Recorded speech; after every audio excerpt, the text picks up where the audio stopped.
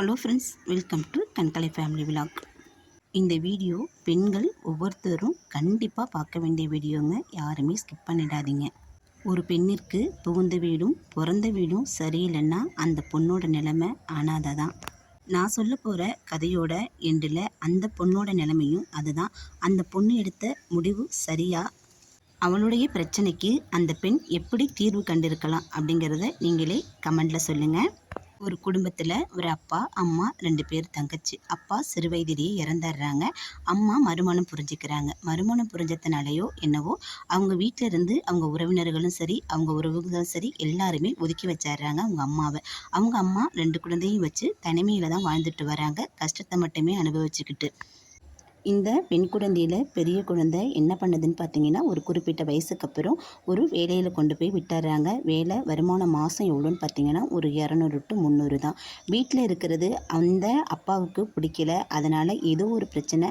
அந்த அம்மா அந்த தன்னுடைய இடத்துலேருந்து வெகு தூரத்துக்கு கொண்டு போய் அந்த பொண்ணை ஒரு ஹாஸ்டலில் சேர்த்து விட்டுறாங்க. ஹாஸ்டலில் இருந்தபடியே அந்த பொண்ணு வேலைக்கு தாங்க போகுது. கிட்டத்தட்ட ஒரு 14 வயசுலேருந்தே அந்த பொண்ணு வேலைக்கு தான் போகுது. ஒரு 18, 19 வயசு பூர்த்தி அடைகிறதுக்குள்ளேயே அந்த பொண்ணுக்கு ஒரு திருமணம் செஞ்சு வச்சிடுறாங்க. பெண் வீட்டில் பார்த்து தான் திருமணம் செஞ்சு வைக்கிறாங்க, அந்த அம்மா சம்மதத்தோட தான். ஆனால் அந்த மாப்பிள்ளை பார்த்திங்கன்னா படும் குடிகாரன். ஆனால் ஒவ்வொருத்தர் பெண்ணும் திருமணம் செஞ்சு வைக்கிறதுக்கு முன்னாடி அந்த வீட்டில் விசாரிச்சுட்டு மாப்பிள்ளை நல்லவனா கெட்டவனா அப்படிங்கிறத தீர ஆராய்ஞ்சு அந்த பொண்ணை கட்டி கொடுக்கணுங்க. அந்த மாதிரி ஒரு சூழ்நிலை இல்லாமல் அவங்க அம்மா உடல்நிலை சரியில்லாத காரணத்தினால அந்த பொண்ணை கட்டி கொடுத்தா போதும் அப்படிங்கிறத மாதிரி நினச்சி அந்த பொண்ணை திருமணம் செஞ்சு கொடுத்துட்டாங்க. ஆனால் அந்த பையன் குடிகாரன்லேயும் குடிகாரன், கேடுகட்ட குடிகாரன், படும் சந்தேகக்காரன், இன்னும் சொல்ல போனால் சைக்கோ அப்படின்னு கூட சொல்லலாம். அந்த மாதிரி கணவன்கிட்ட இருந்து அந்த பொண்ணும் குடும்பம் பண்ணியிருக்கா. ஏன்னா கேட்க முக்க ஆள் கிடையாது, அக்கம் பக்கத்தில் போய் சொல்கிறதுக்கும் ஆறுதலுக்கும் ஆள் கிடையாது. அவங்க மாமியார் திருமணம் ஆகிற வரைக்கும் நல்லவங்களாக இருந்தாங்க. ஆனால் திருமணம் ஆன பிறகும் சரி, அவங்க மாமியாரும் அவங்க நாத்தனாரும் அவங்களோட வேலையை அந்த பொண்ணுக்கு காட்ட ஆரம்பிச்சிட்டாங்க. அந்த பெண்ணுக்கும் ஒரு குழந்தை பிறக்குது. ஆனால் பிறந்து கொஞ்ச நாள்லேயே அந்த குழந்தை இறந்துருது. ஆனால் திரும்ப திரும்ப அந்த பொண்ணுக்கு குழந்தை வேணுங்கிற ஆசை இருந்திருக்கு. அந்த பெண்ணும் கன்சீவாக இருந்திருக்கிறா.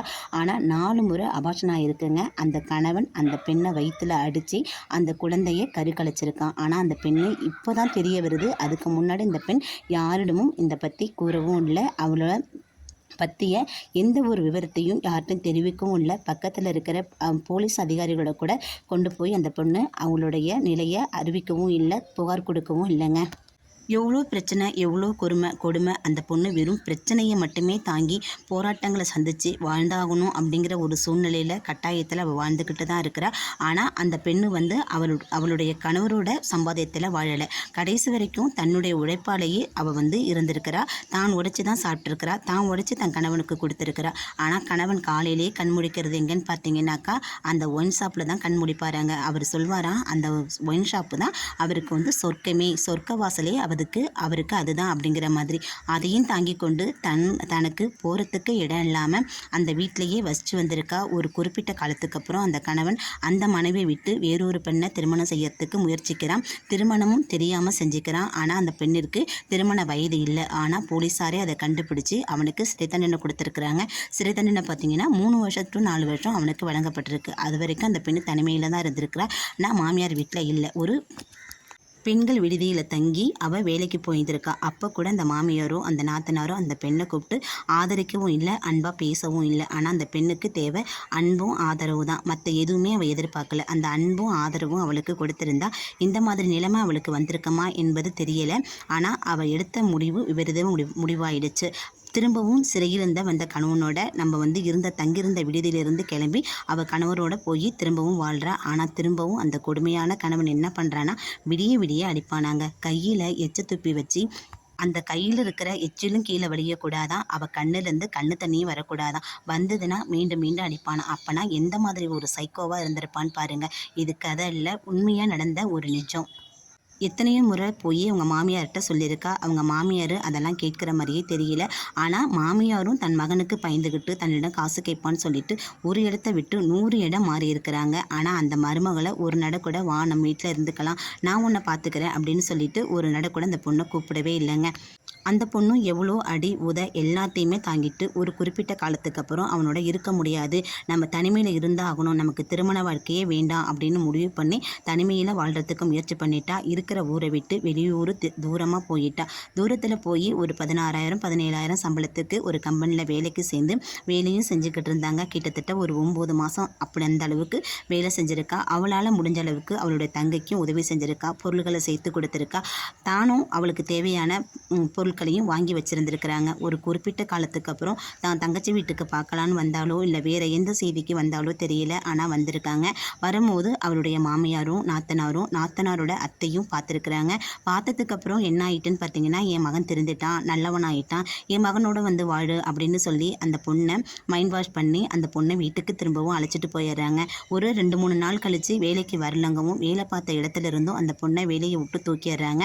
அந்த பொண்ணு வீட்டுக்கு போனதுமே தெரிஞ்சு போச்சு, தான் தங்கச்சிக்கு இந்த உதவியெல்லாம் செஞ்சுருக்கா அப்படின்னு சொல்லிட்டு. அப்போவும் இந்த கணவன் அவனுடைய கொடுமை வேலையை ஆரம்பிச்சிட்டான். அவளுக்கு அதை வாங்கி கொடுத்துருக்க, இதை வாங்கி கொடுத்துருக்க, எனக்கு ஒன்றும் வாங்கலையே அப்படின்னு சொல்லிட்டு அந்த பொண்ணு தான் சேர்த்து வச்சுருந்த காசுலேருந்து ஒரு டிவி, அவனுக்கு தேவையான மொபைல் இதெல்லாமே வாங்கி கொடுத்துருக்கா. வாங்கி கொடுத்துட்டு அந்த வீட்டிலேயே ஒரு 1 to 1.5 மாதமும் இருந்திருக்கிறாங்க.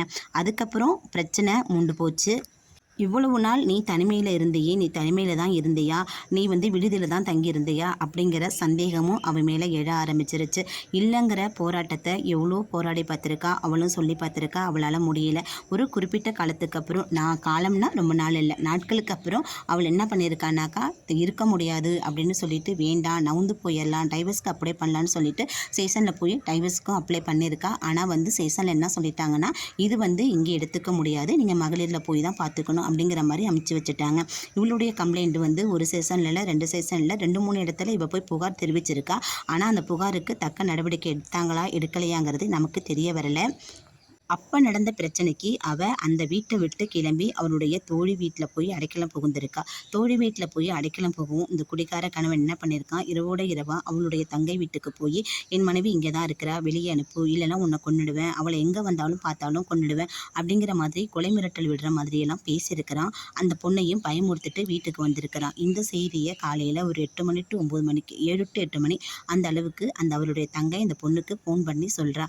சொல்லும்போது இனிமேலுக்கும் பொறுக்க முடியாது, நான் ஸ்டேஷனுக்கு போகிறேன் அப்படின்னு சொல்லிட்டு போலீஸ் ஸ்டேஷனுக்கு போய் அதிகாரிகளிடம் கூற போயிருக்கா. கூற போகிறதுக்கு முன்னாடியே இந்த பொண்ணு வந்து தாங்கினதெல்லாம் போதும், பட்ட அவமானம் போதும், அசிங்கம் போதும், இந்த மாதிரி ஒரு வார்த்தையை தங்கிக்கிட்டு இதுக்கப்புறம் நம்ம இருக்கக்கூடாதுன்னு அவள் முடிவு பண்ணி என்ன பண்ணிட்டான்னா சூசைட் பண்ணுறதுக்கு முயற்சி பண்ணிட்டாங்க. கையில் ஒரு மருந்து பாட்டிலோட, என்ன மருந்துன்னு பார்த்தீங்கன்னா வாஷ்மல், அந்த மருந்தை வந்து குடிச்சிட்டு பாதியை வந்து கையில் எடுத்துக்கிட்டு ஸ்டேஷன் வரைக்கும் போயிருக்கா. போயிட்டு போகிறதுக்கு முன்னாடியே என்னுடைய இறப்புக்கு யார் காரணம், என்ன பண்ணினாங்க, ஏது பண்ணாங்க விவரம் எல்லாத்தையுமே அவளுடைய தங்கைக்கும் சரி அவளுடைய தோழிகளுக்கும் அவருடைய உறவினர்கள் நெருங்கியவங்களுக்கும் அனுப்பி வச்சுட்டு அவள் போயிட்டாங்க. போயிட்டு ஸ்டேஷனுக்கு முன்னாடியே அந்த மருந்து சொச்சிருந்ததையும் குடிச்சிட்டு மயங்கி விழுந்துட்டா. அங்கே இருந்த அதிகாரிகள் எல்லாம் பார்த்துட்டு அந்த பெண்ணை கொண்டு போய் ஆஸ்பத்திரியில் சேர்த்துட்டாங்க. ஆனால் ரொம்ப கவலைக்கிடமான நிலையில் 2 நாள் போராடி அவளுடைய உயிரும் பிரிஞ்சிட்டுங்க. ஆனால் கணவர் என்ன ஒரு நாடகம் ஆடியிருக்காருன்னு பார்த்தீங்கன்னா, தானும் மருந்து குடிச்சிட்டு இறப்பது போல் அதே ஆஸ்பத்திரியில் மேலே அட்மிட் ஆகியிருக்காரு. அந்த பெண் மார்ச்சுவரியில் 2 நாள் இருந்திருக்கிறா.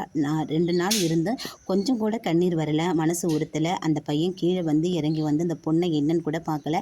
மாமியாராக இருக்கட்டும் நாத்தனாராக இருக்கட்டும் வந்து இந்த பொண்ணு நம்ம கூட இத்தனை வருஷம் இருந்தாலே நல்ல பொண்ணு தானே அப்படின்னு சொல்லிட்டு ஒரு கண்ணீர் கூட வடிக்கலைங்க. வந்து 2 நாள் அந்த பொண்ணு இருந்தவளை என்னன்னு கூட எட்டியே பார்க்க அவங்க இறந்துட்டா. திரும்பி வந்து நம்மளை பார்க்கவா போகிறா. இறுதி சடங்குன்னு ஒன்று இருக்கு இல்லையா, மாமியார் வீட்டில் செய்கிறதுன்னு, அதை கூட செய்கிறதுக்கு மன இறங்கி அவங்க வரலைங்க. ஆனால் அவங்க சுமத்தின பழி என்ன தெரியுமா, அந்த பொண்ணுக்கு பேர் நடத்த கட்டவ. ஏன்னா அவள் எழுந்திரிச்சு வந்து அவளால் சாட்சி சொல்ல முடியாது பாருங்க. நான் நல்லவ, நான் சுத்தமானவ அப்படின்னு அவளால் வந்து எழுந்து வந்து சொல்ல முடியாது பாருங்க. அதனால் அவங்க மேலே அவங்க சுமத்தின பழி என்னன்னு பார்த்தீங்கன்னாக்கா நடத்தக்கட்டவன் சொல்லி பட்டமும் கொடுத்து அவளுடைய இறுதி அஞ்சலியை செலுத்துறதுக்கு அவங்க வரவே இல்லைங்க. ஆனால் அங்கிருந்த உறவினர்கள் போராடி அவள் வந்தாதான் நம்ம வந்து பிணத்தை வாங்குவோம், அந்த பொண்ணோட உடலை வாங்கி நாங்கள் எரிப்போம், அவளை செய்வோம் அப்படின்னு ஒரு போராட்டத்துக்கு இறங்கி அவளை வாங்கி இறுதி அஞ்சலி செலுத்துறதுக்கு அவருடைய கணவனையும் வர சொல்லி இறுதி அஞ்சலி அந்த பொண்ணுக்கு செய்ய வேண்டியதை செஞ்சுட்டாங்கங்க. இதில் யாருமே இல்லை தப்பு.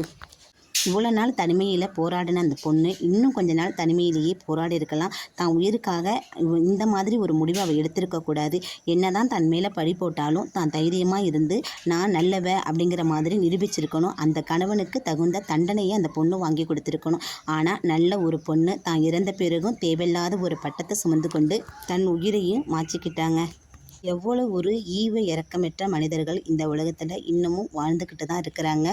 ஒரு மனுஷரை கூட அவங்களுக்கு மதிக்க தெரியல. இதே தவறு தன் தங்கைக்கோ தன்னுடைய பொண்ணுக்கோ நடந்திருந்தால் அவங்க என்ன முடிவு எடுத்திருப்பாங்களோ தெரியல. ஆனால் நீங்கள் இந்த இடத்துல இருந்திருந்தா நீங்கள் எது போல் முடிவு எடுத்திருப்பீங்க? அந்த பொண்ணுக்கு நியாயம் கிடைக்கிறதுக்கு நீங்கள் என்ன செய்யலாம், என்ன செஞ்சுருக்க முடியும்? அந்த பெண்ணுடைய வழக்கு கம்ப்ளைண்ட் காவல் நிலையத்தில் இருக்குது. குற்றம் சாட்டப்பட்டவர்களுக்கு நடவடிக்கை எடுக்கிறேன்னு சொல்லியிருக்காங்க. நீங்களாக இருந்தால் என்ன முடிவெடுப்பீங்க? என்ன தண்டனை வழங்கலாம்? எப்படி அந்த பொண்ணுக்கு ஒரு நியாயத்தை வாங்கி கொடுக்க முடியும் இறந்த பிறகும் அப்படின்னு கமெண்டில் சொல்லுங்கள். இதனால தாங்க சொன்னேன் நான், ஒரு பெண்ணிற்கு புகுந்த வீடும் பிறந்த வீடும் சரியாக அமையலைன்னா அந்த பொண்ணோட வாழ்க்கை நிலை என்ன ஆகுங்கிறது தெரியல. ஆனால் அவளும் ஒரு அனாதைங்கிற மாதிரி யாருமே இல்லாமல் ஹாஸ்பிட்டலில் இருந்தவாறே அந்த பொண்ணை எடுத்துகிட்டு போய் அப்படியே தகன மேடையில் தகனம் செஞ்சுட்டாங்கங்க. அந்த பெண்ணை கண்டு அழுகிறதா, அந்த பெண்ணோட நிலைமைக்கு ஏற்பட்ட ஒரு அவமானத்தை நினச்சி அழுகிறதா, அந்த பெண்ணை நினச்சி அழுகிறதாங்கிறதே தெரியலங்க. ஆனால் அவ்வளோ ஒரு நல்ல பெண், அதிர்ந்து கூட பேச மாட்டா. அவள் பேசுகிற வார்த்தை பக்கத்து வீட்டுக்குள்ள நமக்கே காதில் கேட்காது. அந்த மாதிரி ஒரு பெண்ணுக்கு இப்பேற்பட்ட ஒரு சூழ்நிலை ஏற்பட்டிருக்கு பார்த்தீங்களா? பெற்றவங்க பிள்ளைங்களுக்கு எதை சொல்லி கொடுத்து வளர்க்குறோமோ இல்லையோ நிறைய தைரியத்தை சொல்லி கொடுத்து வளங்க, தன்னம்பிக்கையை சொல்லி கொடுத்து வளங்க. அடுத்தவங்களை எதிர்த்து நம்ம எப்படி போராடி நம்ம வாழ்க்கையில் ஜெயிக்கிறது அப்படிங்கிறத பற்றி சொல்லிக் கொடுங்க. யாருமே இல்லைனாலும் சரி, நம்மளால் தனியாக வாழ முடியும், தன்னம்பிக்கையோடு இருக்க முடியும், நம்மளாலையும் வாழ்ந்து காட்ட முடியும் அப்படிங்கிற நம்பிக்கையோட பிள்ளைங்களை வளங்குங்க. இந்த பதிவு பிடிச்சா லைக் பண்ணி கமெண்ட் பண்ணுங்கள். நன்றி.